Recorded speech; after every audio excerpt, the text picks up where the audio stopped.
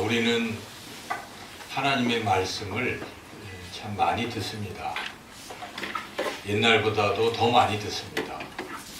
옛날에는 이렇게 교회 나와야만 예배 드릴 때만 하나님 말씀을 듣지만 요즘은 매스컴이 발달이 돼서 TV를 틀고 관심만 있으면 여러 기독교 그 방송들을 통해서 하나님의 말씀을 들을 수가 있습니다. 그리고 스스로도 성경이 우리에게 주어져 있기 때문에 우리는 자유스럽게 성경을 볼 수 있고 또 한글로 번역되어 있기 때문에 얼마든지 성경을 읽으면 읽는 가운데에 성령님을 통해서 하나님의 음성을 들을 수가 있습니다. 그래서 참 많은 말씀을 들을 수 있고 그런 기회를 우리가 가지고 있는데 여러분들은 그런 많은 말씀을 들으시면서 가장 가슴에 이렇게 남아있는 말씀, 또 여러분 삶에 가장 힘이 되었던 말씀, 또 위로가 되었던 말씀, 또 어떤 문제를 해결했던 그런 말씀들이 있으시죠? 아마 곰곰이 생각해보면 그런 말씀들이 떠오를 것입니다. 하나님의 말씀은 좋은 것입니다. 성경 어디를 펴도 하나님 말씀, 하나님의 음성을 우리가 잘 듣기만 한다면 그 말씀 정말 능력 있는, 그래서 성경은 말씀은 하나님의 검이다 이렇게도 표현이 되잖아요. 그래서 마귀를 물리칠 수도 있고 하나님의 말씀은 그렇게 귀한 것이죠. 그런데 모든 말씀이 귀하지만 특별히 정말 꼭 우리가 기억해야 할 말씀, 그런 아주 중요한 그런 말씀이 있습니다. 오늘 우리가 듣는 이 말씀은 바로 그러한 말씀들 중에 하나입니다. 왜 이 말씀이 이렇게도 중요한가? 그 이유는 우리 예수님께서 제자들에게 지금 하신 말씀인데 제자들에게 그동안 숨기고 계셨다가 드디어 비로소 이 말씀을 시작했기 때문입니다. 예수님이 지금 십자가 지러 가시기 전에 하신 아주 매우 중요한 그런 말씀이죠. 그래서 이 말씀의 내용은 그렇게 중요하다는 것입니다. 우리가 오늘 본문 말씀을 아까 우리가 읽을 때 들었는데 이 31절 말씀 우리가 같이 한번 우리 입으로 하나님 말씀을 봉독하겠습니다. 인자가 많은 고난을 받고 장로들과 대제사장들과 서기관들에게 버림받아 죽임을 당하고 사흘 만에 살아나야 할 것을 비로소 그들에게 가르치시되, 특별히 이 말씀 가운데 비로소라는 말에 우리가 주목을 해보면 비로소가 무슨 뜻입니까? 지금까지 안 하다가 이제 막 드디어 시작했다 이런 말씀입니다. 그래서 원어에는 이게 시작하다, 영어 성경을 보면 뭐 begin 이렇게 나오기도 해요. 그래서 드디어 예수님이 이제껏 안 하시다가 이 순간에 와서 드디어 입을 열어서 제자들에게 가르쳐 주신 말씀, 굉장히 중요한 말씀이죠. 그래서 그 중요한 말씀 우리가 오늘 듣게 되는데 이 중요한 말씀의 내용이 무엇입니까? 31절에 읽은 대로 예수님께서 죽임을 당하셨고 사흘 만에 다시 살아날 것이다. 죽임을 당하시지만 다시 살아나야 될 것이다. 우리가 교회에서 들을 때 십자가 말씀 듣죠? 부활에 대한 말씀을 듣죠? 그러니까 한마디로 말하면 십자가와 부활에 대한 이러한 말씀입니다. 이것이 너무나 중요하다는 것입니다. 우리 예수님께서 제자들에게 이 부분을 드디어 이제 결정적인 순간에 말씀을 하신 것이기 때문에 우리도 동일한 것이죠. 우리가 하나님의 말씀 다 좋습니다. 우리에게 위로가 되고 힘이 되고 해결이 되고 능력이 되고 소망을 주는 귀한 말씀들 다 그런 말씀인데 이 말씀을 놓치면 그런 것들이 무의미해질 수도 있다는 것이죠. 그래서 오늘 이 중요한 말씀, 그 내용은 결국 우리 예수님께서 나를 위해서 십자가에서 죽으셨다. 그리고 또 나를 위해서 다시 살아나셨다. 여러분 이 말씀을 우리 모두 함께 잘 경청하시기를 축원합니다.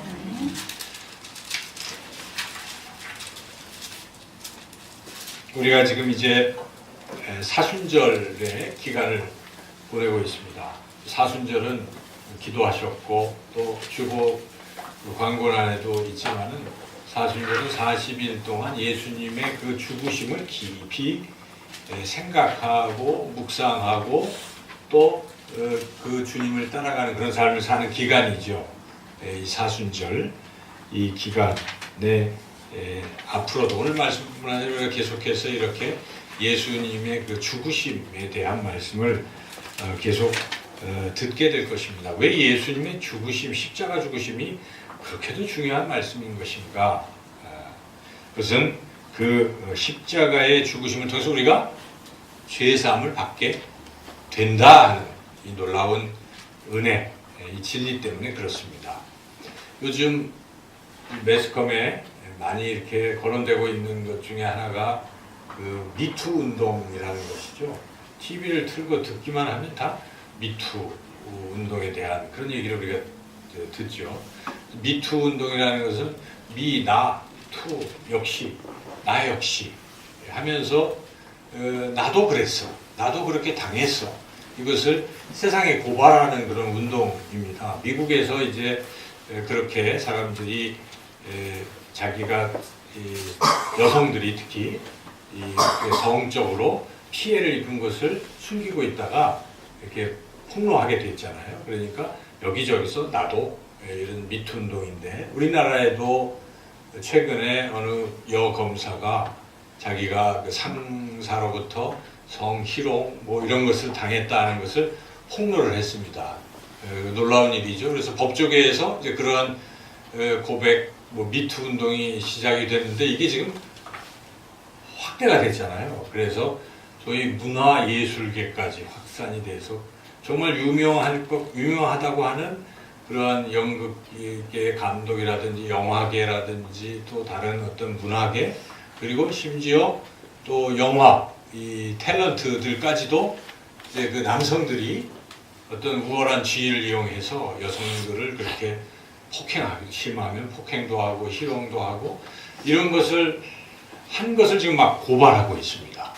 그래서 이런 고발로 인해서 지금 그런 위치에 있던 사람들이 하루아침에 그냥 완전히 그렇게 됐지 않습니까? 그래서 명예가 다 실추되고 그동안 가졌던 어떤 지위도 다 이렇게 내려놔야만 되는 이런 걸 우리가 목도하고 있습니다. 이것이 확산이 돼서 이제는 종교계에도 이게 지금 확산이 되고 있어요. 지금은 가톨릭이 터졌잖아요. 어느 신부님이 그냥 그렇게 그 아프리카의 어려운 사람들을 돕는 참 귀한 일을 하는데 그 또 귀한 일을 하는 여자 신도가 그 일을 하러서 따라갔다가 이 신부로부터 성폭행 시도를 당하고 뭐 이런 것들을 이제 또 미투 운동처럼 고발을 한 거예요. 그래서 지금 아주 망신스러운 일이 벌어지고 있는데 참 두렵습니다. 천주교만 그렇겠습니까? 이제 곧 기독교에서도 이런 일들이 일어날 것 같아요. 그래서 지금 이런 일들이 이제 벌어지고 있는데 결국은 우리가 이것을 보면서 죄는 숨긴다는 게 참 어렵다는 것입니다. 다 누르고 감추었던 수십 년의 일들도 결국 때가 되면 드러난다 하는 것이죠.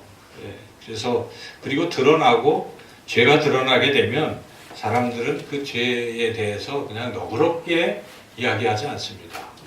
그래서 그것에 대해서 막 여론은 문매를 가하고 뭐 평창 올림픽에서도 어떤 그런 걸 우리가 보잖아요. 그런 것을 보고 막 총원을 해서 왕따시킨 그런 선수들이 지금 막 나중에는 은메달을 따고도 자랑스럽게 하지도 못하고 큰절을 해야 되는 뭐 지금 그런 상황들을 우리가 보면서 죄가 참 무서운 것이구나. 죄를 짓고 그게 발각이 되면 죄에 대해서는 이 세상에서 반드시 어떤 일이 있습니까?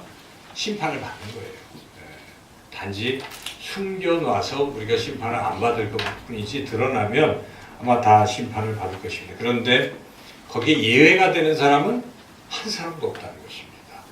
누구나 다 살펴보면 죄인입니다. 죄인 아닌 사람이 어디 있겠습니까? 다 죄인 아니겠습니까? 잘 감추고 있을 뿐이지 우리 인간은 누구나 다 죄인입니다. 죄인이기 때문에 벌을 받게 되는 것이고, 그런데 이 벌이 세상에서 망신당한 것으로 끝이 난다면 그래도 견딜만 하겠지만, 그러나 죽고 난 뒤에 하나님 앞에 가면 그 모든 죄가 벌거벗은 것처럼 다 드러나게 된다는 것입니다. 그러므로 참 견딜 수 없는 것이죠. 이 죄에 대해서 우리가 심판을 받게 된다면 이게 정말 부끄러워서 아마 천국에서도 살 수가 없을 거예요. 그 죄가 드러나고. 그런데 하나님께서는 우리를 사랑하시기 때문에 천국에서 그 죄를 다 드러내지도 아니하시고 그 죄를 우리가 살아있는 이 삶에서 완전히 깨끗하게 용서해 주신다는 것입니다. 그것이 하나님의 은혜고 하나님의 사랑이라는 것입니다. 하나님께서 우리의 죄를 어떻게 용서하십니까?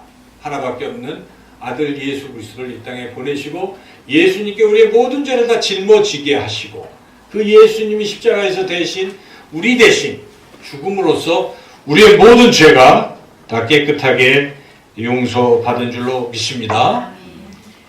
어떻게 그 죄가 용서받을 수 있을까? 예수님이 십자가에서 죽으시면 어떻게 용서받을 수 있을까? 그런 것들을 우리가 또 생각해 볼 수가 있어요. 아니 그냥 예수님이 죽으신 건데 그게 왜 내가 죄 사함까지 받는 것인가? 이제 이런 것들이 별로 믿겨지지 않을 수도 있고 그렇게 또 받아들이지 않을 수도 있는데 이 성경 전체가 말씀하시는 게 그런 것입니다. 우리의 모든 죄는 이 피 흘림을 통해서 깨끗이 사함을 받는다는 것입니다. 피 흘림을 통해서 죄가 사함을 받는다 하는 것이죠. 그래서 히브리 기자가 그렇게 말씀을 하고 있습니다. 율법을 따라 거의 모든 물건이 피로써 정결하게 되나니 피 흘림이 없은즉 사함이 없느니라. 그래서 레위기가 왜 있습니까? 구약에서 레위기에서 제물들을 막 드리잖아요. 왜 그냥 멀쩡한 양들이 죽고 피를 흘리고 그 피를 제단에 뿌려야 되는가? 그 참 생각만 해도 끔찍한 일이고 그런데 왜 그렇습니까? 그게 죄사함의 원리예요. 그래서 피를 흘리고 그 피 뿌림을 통해서 죄사함이 있다. 그 피는 곧 생명이기 때문에 이 죄에 대한 심판은 죽음이잖아요. 죄를 지면 결국은. 근데 그 누군가 대신해서 죽은 거예요. 희생. 동물이 죽은 거예요. 그래서 죽었다는 표시가 무엇입니까? 피가 흘려져야 죽은 것입니다. 피 없으면 죽은 게 아닌 것이에요. 그래서 피는 뭐 생명이기 때문에. 그래서 피 흘림이 있어야 곧 죄사함이 있다. 그게 레위기에서 하나의 모범적으로 보여주는 그런 예인데 바로 우리 예수님께서 그 모든 죄를 다 짊어지시고 단번에 희생양이 되셔서 십자가에서 피를 흘리심으로 우리의 모든 죄가 다 한꺼번에 깨끗하게 용서를 받게 된 줄로 믿습니다. 그래서 히브리서 9장 14절 히브리 기자는 이렇게 말씀하고 있습니다. 하물며 영원하신 성령으로 말미암아 흠없는 자기를 하나님께 드린 그리스도의 피가 어찌 너희 양심을 죽은 행실에서 깨끗하게 하고 살아계신 하나님을 섬기게 하지 못하겠느냐. 그렇습니다. 예수 그리스도의 피는 모든 죄를 사하는 그런 능력이 있는 줄로 믿습니다. 그래서 성경을 계속 읽어보면 여러분들 읽어보시면 구약의 예수님의 수제자라고 하는 베드로가 증언을 합니다. 베드로 전서 후서 제가 그 부분을 한번 읽어보겠습니다. 너희가 알거니와 너희 조상이 물려준 헛된 행실에서 대속함을 받은 것은 은이나 금같이 없어질 것으로 된 것이 아니요 오직 흠없고 점없는 어린 양 같은 그리스도의 보배로운 피로 된 것이니라. 분명하죠? 그래서 사도 베드로는 예수님의 흘리신 피로 죄사함을 받았다고 그렇게 소아시아에 있는 교회들에게 편지한 것입니다. 계속해서 베드로는 이렇게 또 말씀합니다.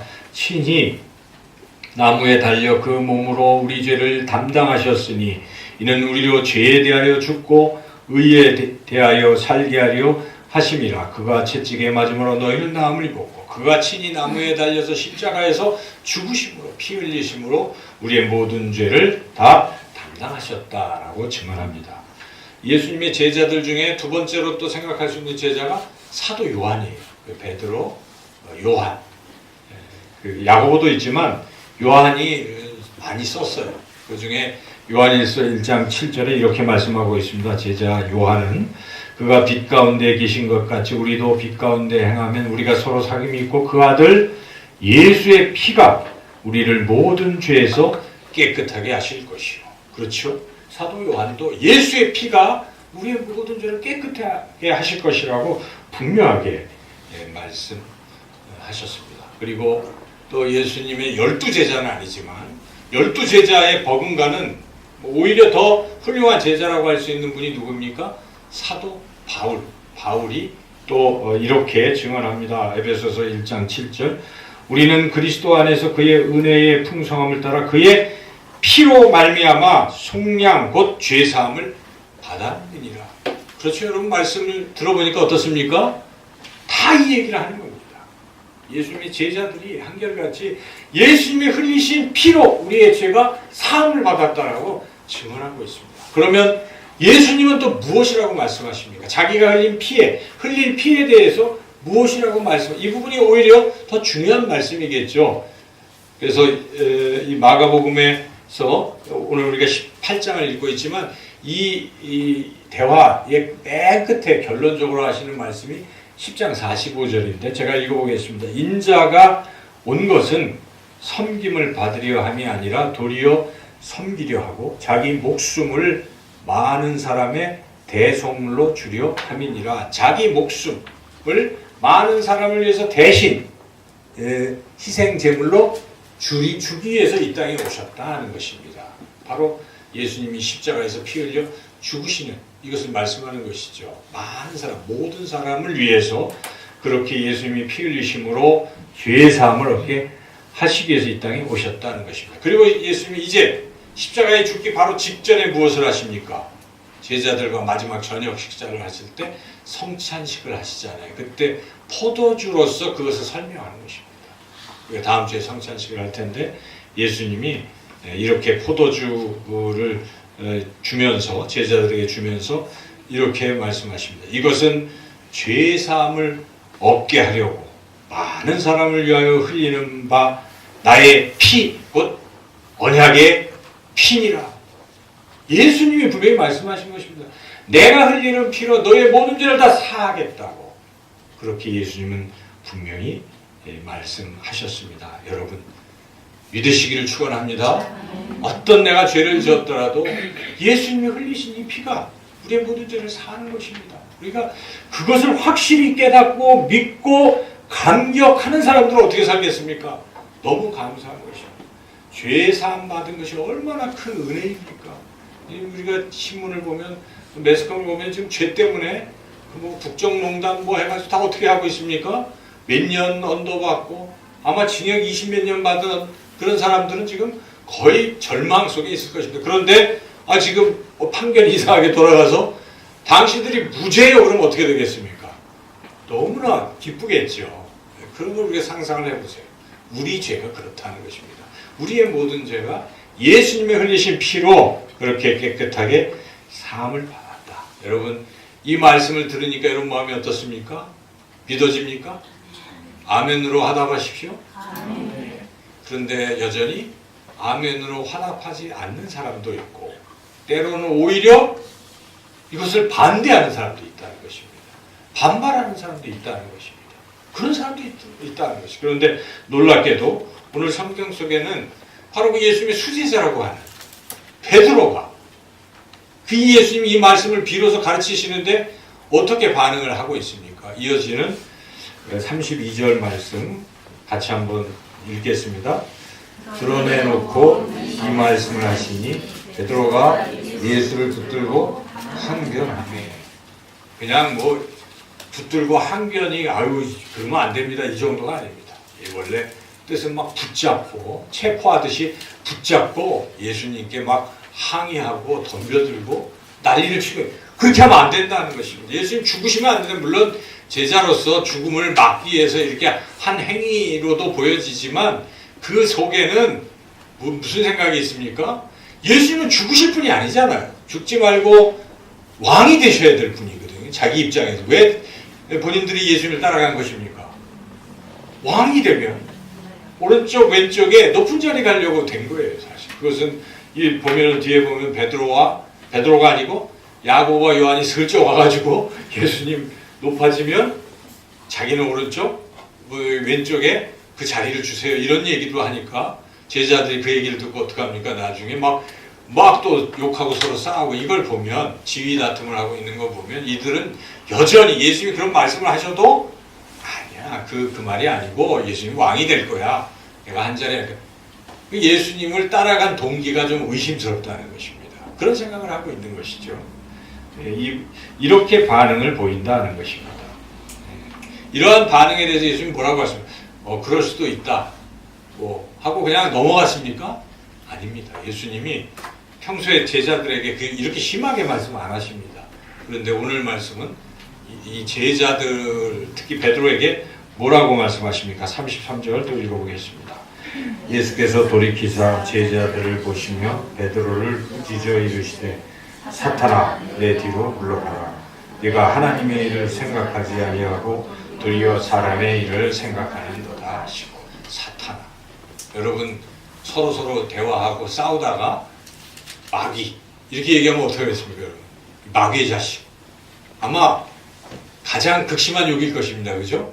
예수님 믿는 그리스도인한테 마귀의 자식이라고 하면요 그것처럼 심한 욕은 없을 것입니다. 그런데 지금 베드로에게 예수님이 뭐라고 말씀하십니까? 사탄아. 네, 이 말씀은 우리가 잘 생각해 봐야 돼요. 설마 우리 예수님께서 베드로 보고 사탄이라고 하셨을까? 그러니까 잘 문맥을 생각해 보면 지금 베드로 뒤에 누가 있는 거예요? 배후에 사탄이 있는 것입니다. 그러니까 사탄이 지금 이 베드로를 이렇게 하고 있어요. 그래서 뒤에 보면 가룟 유다를 표현할 때도 사탄이 가룟 유다에게 그 생각을 집어넣었더라 이렇게 표현하거든요. 그러니까 결국 사탄은 지금 베드로조차도 자꾸 이렇게 하고 있어요. 하물며 우리들 어떻게 할까요? 사탄은 끊임없이 사탄의 생각을 자꾸 집어넣어주는 거예요. 여기에 사람의 일로 표현이 되어 있지만 이게 바로 사탄이 주는 생각이에요. 그래서 이 베드로는 지금 사탄이 주는 생각에 휩싸여서 예수님이 하시겠다고 하신 일을 가로막는 것이죠. 하나님의 일을 가로막고 자기 일을 주장하는 거예요. 사람의 일을 주장한다는 것입니다. 이렇게 빠질 수가 있다는 것입니다. 여러분 기도를 잘 해야 돼요. 하시고 항상 하나님의 마음을 품어야 되고 하나님의 생각을 품어야 됩니다. 그럴 때 우리가 이런 질책을 받지 않게 되는 거죠. 근데 베드로가 깜빡 이렇게 된 것입니다. 그래서 베드로가 이런 것을 예수님이 꾸짖으시고 이제 그것을 정정하시는 거예요. 그러면 안 된다. 내가 가는 이 십자가의 길은 이미 예정이 된 일이고 내가 하나님 아버지께서 내게 말씀하신 것이기에 나는 이 길을 간다. 지금 이렇게 말씀하시고 앞으로 또 2번, 3번 계속 이 말씀을 하시거든요. 그러면서 지금 제자들에게 그러므로 가로막지 말고 이 내가 가는 길을 너희도 좀 따라오라는 것입니다. 내가 가고 있는데 너희도 따라오라. 그래서 그 다음에 이어지는 말씀에 제자들뿐만 아니라 우리 예수님께서는 모든 사람들을 바라보시며 이 유명한 말씀을 하시는 것입니다. 34절 말씀을 같이 한번 읽어보겠습니다. 무리와 제자들을 불러 이르시되 누구든지 나를 따라오려거든 자기를 부인하고 자기 십자가를 지고 나를 따를 것이니라. 여러분 우리 예수님은 십자가에서 죽으러 지금 가신다고 하는 것이고 죽으셨어요. 왜 죽으셨습니까? 들은 말씀대로 우리 죄 때문에 우리의 죄를 깨끗하게 사해 주시려고 십자가에서 죽으셨습니다. 우리는 그것을 듣고 깨닫고 믿었습니다. 믿고 있습니다. 여러분 예수님께서 내 죄를 사해 주신 걸 믿지요? 그 은혜에 감사하시지요? 그래서 여러분 하나님 앞에 헌신하고 계시지요? 그래서 어떤 일이 있어도 소망을 가지고 살아가시지요? 하나님의 자녀로 하나님 나라 들어갈 것을 확신을 위해서 살고 있는데 그런데 이렇게 정말 그 은혜를 깊이 생각하고 믿는다면 마땅히 우리가 나타내야 할 반응이 뭐겠습니까? 나를 위해서 나를 대신해서 죽으신 예수님을 내가 어떻게 대하겠습니까? 예수님을 가장 사랑하지 않겠습니까? 나를 살리신 분입니다. 우리가 세상 살면서도 옆에 있는 누군가가 나에게 뭔가 큰 도움을 주고 나를 위해서 내가 가는데 막 죽으려고 하는데 그런데 그 사람이 나를 밀치고 대신 죽었어요. 우리 영화에 보면은 막 차가 치려고 할 때 보통 부모들이 자식을 대신 이렇게 하고 자기가 죽기도 하잖아요. 그런데 잘 모르는 사람인데 그런 사람이 만약에 있다고 한다면 여러분 그 사람을 어떻게 대하겠습니까? 생명의 은인입니다. 그 사람에게 내가 뭘 줄까? 내가 뭐 어떻게 그 가족을 대해줄까? 뭐 등등 그 은혜를 갚으려고 애를 쓰겠죠. 똑같은 거. 신앙은 다른 게 아닙니다. 은혜를 받고 내 죄사함을 받은 것에 감사해서 나를 위해서 대신 죽으신 그 예수님을 내가 깊이 사랑하는 것입니다. 근데 예수님을 사랑하는 그 길은 예수님께서 말씀하시는 계명, 말씀하신 대로 따라가는 것이 그것이 예수님을 사랑하는 길인 것이죠. 너희가 나를 사랑하면 나의 계명을 지켜라. 이렇게 요한복음 14장에서 17, 16절에서 분명히 말씀하고 있습니다. 그래서 그 예수님이 지금 내가 너희들을 위해서 인류를 위해서 죄 사함을 주기 위해서 이렇게 십자가에 죽으러 가는데 너희들이 그것을 믿는다면 이제는 너희들도 나처럼 해라.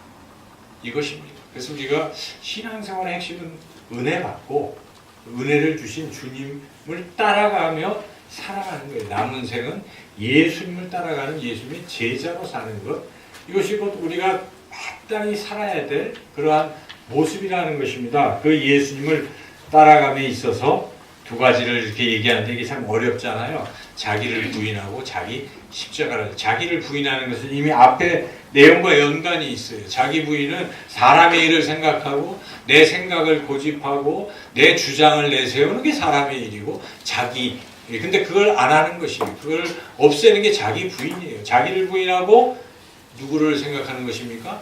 예수님 생각하고 하나님을 생각하는 거예요. 사도 바울이 정확히 예수님 이 말씀에 대해서 그는 은혜를 받고 고백하잖아요. 이제는 내가 사는 것이 아니요. 내 안에 오직 예수 그리스도께서 사신 것이라. 이제 내가 육체 가운데서 사는 것은 나를 살아서 나를 위하여 자기 몸을 버리신 하나님의 아들을 믿는 믿음 안에서 사는 것이라. 그는 자기를 죽이고 자기를 부인하고 이제는 주님으로 모시고 주님이 말씀하신 대로 따라간다는 것입니다. 자기 부인은 그런 것입니다. 신앙생활에서 그동안 자기가 갖고 있던 그러한 경험이 여전히 최고로 여겨진다면 아직도 자기를 부인하는 신앙은 아닌 것입니다. 아직도 진정으로 예수님을 따라가는 것이 아닙니다. 정말 예수님을 따라가는 사람은 굉장히 낮아져 있는 것입니다. 겸손한 것입니다. 주님 말씀하시면 저는 따라갑니다. 주님이 아니라고 하시면 멈춰 서겠습니다.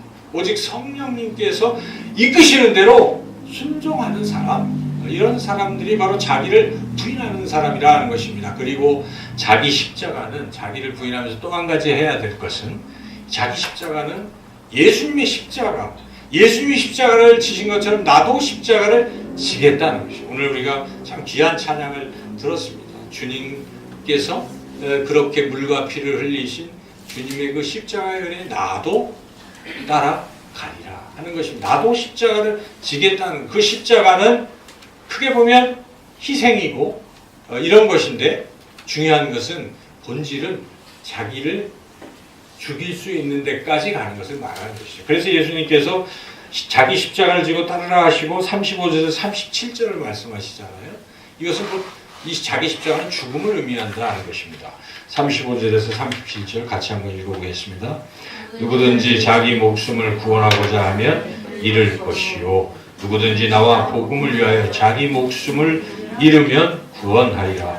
사람이 만일 온 천하를 얻고도 자기 목숨을 잃으면 무엇이 유익하리요. 그럼에도 불구하고 자기 목숨을 잃으면 37절 사람이 무엇을 주고 자기 목숨과 바꾸겠느냐. 자기 목숨이 온 천하보다 소중한데 그 자기 목숨을 어떻게 하라는 것입니까? 35절에 잃으면 구원받는다는 것입니다. 그렇게 귀한 생명이지만 누구를 위해서요? 주님을 위해서. 나와 또 복음을 위해서. 여러분 주님을 위해서 복음을 위해서 아낌없이 드리고 아낌없이 헌신하고 주님께서 가신 그 길을 가는 그 사람은 반드시 구원을 받게 되는 줄로 믿습니다. 우리가 예수를 믿음으로 구원을 받는 것인데 그렇게 깊은 신앙을 하는 사람들은 아마도 지금 우리가 눈에 보이진 않지만은 천국과 지옥을 갔다 온 사람들의 이야기 간증이 사실이라면 그들은 그렇게 얘기를 하잖아요. 천국에 가면 그 순교자들이 가장 그런 위치에서 그렇게 든다. 그런 거예요. 그건 맞아요. 그건 예수님이 산상수훈에서도 의를 위하여 핍박을 받는 자가 복이 있고 그렇게 말씀하고 있습니다. 그래서 그와 같이 그러한 귀한 은혜를 입게 된다 하는 것이죠. 그런데 반대로 그렇게 안 하고 자꾸 예수님을 믿는다고 하면서도 그렇지 않으면 어떻게 될 것인가. 우리 예수님 그 부분도 같이 말씀하셨는데 마지막 38절이 그 말씀입니다. 38절 읽겠습니다. 누구든지 이 음란하고 죄 많은 세대에서 나와 내 말을 부끄러워하면 인자도 아버지의 영광으로 거룩한 천사들과 함께 올 때에 그 사람을 부끄러워하리라. 부끄러워한다는 것은 거절한다 이런 뜻으로 봐야 되겠죠. 그러니까 예수님의 말씀을 이렇게 줘도 안 듣고 안 받아들이고 버티고 그리고 또 그러고 있다면 나와 내 말을 자꾸 안 듣고 부정하면 나중에 예수님이 재림하셔서 마지막 심판을 하시는 순간에 어떻게 하겠다는 것입니다. 그런 사람들은 할 수 없는 것입니다. 부끄러워한다는 것은 배척받는 것입니다. 하나님 나라에 들어올 수가 없다라고 예수님이 분명히 선포하신 거죠. 여러분. 그러므로 우리는 예수님을 믿고 그리고 예수님을 따라가시길 축원합니다. 자기를 부인해야 합니다. 그리고 자기 십자가를 지고 당장 죽는 것은 아닐지 몰라도 늘 우리는 나를 희생할 생각을 가지고 여러분 그렇게 하나님 나라 갈 때까지 살아가는 저와 여러분 그리고 특별히 이 사순절이 시작되었는데 이 사순절의 기간에 그런 것을 훈련하시기를 축원합니다. 이게 한꺼번에 잘 안 돼요. 순교도 한꺼번에 안 되는 것 같아요. 당장 누가 내 목에 칼을 들이대고 너 예수님 믿으면 죽어? 안 믿으면 살려줘? 이렇게 얘기할 때 여러분 죽으면 죽으리다 그러겠어요? 일단은 살고 봐야지. 나중에 다시 회개하고 보통 그렇게 됐는데 그런데 순교자들이 계시잖아요. 그분들이 갑자기 그렇게 된 게 아니에요.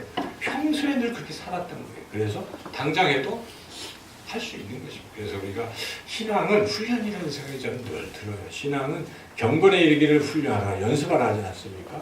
늘 삶에서 자기 부인과 자기 십자가를 자꾸 이렇게 반복하는 것이 좋은데 특별히 사순절은 우리가 그것을 훈련할 수 있는 기간이에요. 1년 중에서 특별히 하나님께서는 사순절 40일 기간을 주셔서 하잖아요. 어떤 교회에서는 사순절 기간에 새벽마다 다 나와서 기도하게 시키고 훈련입니다.